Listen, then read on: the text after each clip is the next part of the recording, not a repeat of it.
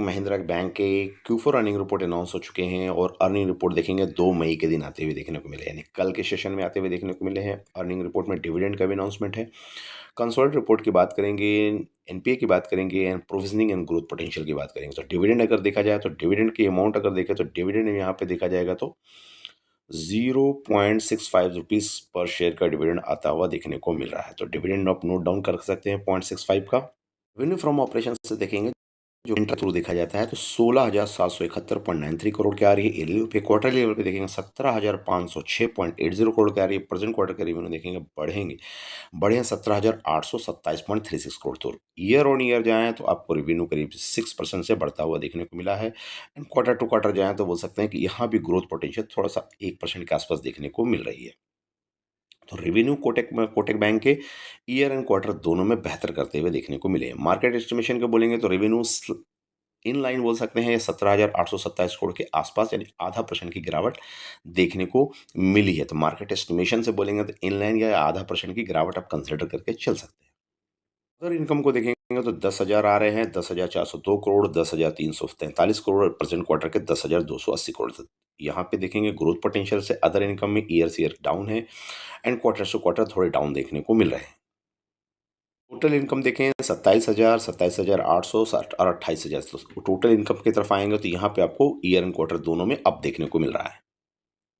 Provisioning की बात करें तो 1140 करोड़ की ईयरली लेवल पे प्रोविजनिंग थी, क्वार्टरली लेवल पे 939 करोड़ की थी। प्रेजेंट क्वार्टर के प्रोविजनिंग देखें घटा है तो 585 करोड़ के प्रोविजनिंग आए हैं। यहाँ देखा जाए तो ईयर लेवल से आधा होता हुआ प्रोविजनिंग दिखा है और क्वार्टरली लेवल से भी देखेंगे तो करीब करीब आधा होता हुआ देखने को मिलता है, यानी 50% रिड्यूस होता हुआ प्रोविजनिंग दिखा, जो कि इस बैंक के लिए एक अच्छी चीज़ है। सभी बैंकों के नेट प्रॉफिट पॉजिटिव में आने के बाद भी प्रोविजनिंग बढ़ते हुए देखने को, यहाँ प्रोविजनिंग में डाउन देखने को मिला है और इंप्रूवमेंट देखने को मिली।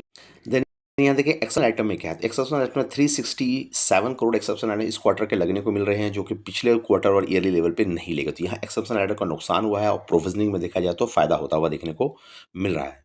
चलिए प्रॉफिट क्या निकाल रही है तो 4908 करोड़ की प्रॉफिट ईयरली पे है। क्वार्टरली लेवल देखो 4904 करोड़ है। प्रेजेंट क्वार्टर का प्रॉफिट 5400 करोड़ के आसपास आते हुए दिख रहे हैं। तो यहाँ पे देखेंगे प्रॉफिट ग्रोथ 10% के आसपास करीब ईयरली लेवल पे बढ़ रहा है, तो क्वार्टरली लेवल पे भी 10% की प्रॉफिट ग्रोथ आ रही है। तो प्रॉफिट ग्रोथ अच्छी आती हुई देखने को मिल रही है। यहाँ पे बोल सकते हैं कि प्रोविजनिंग रिड्यूस होते हुए देखने को मिले हैं एंड एक्सेप्शनल आइटम में 367 करोड़ लगते हुए देखने को। ईपीएस क्या निकाल रही है 4.96 का ईयरली लेवल पे ईपीएस है, क्वार्टरली लेवल पे 4.95 का है, स्टेबल है। एंड प्रेजेंट क्वार्टर के ईपीएस 5.45 है। तो ईपीएस आपको इंप्रूव होता हुआ देखने को मिल रहा है।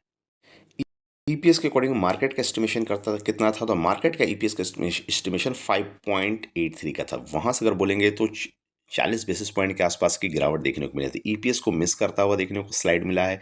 रेवेन्यू में स्टेबल और या 0.5% से मिस करता हुआ देखने को मिल रहा है।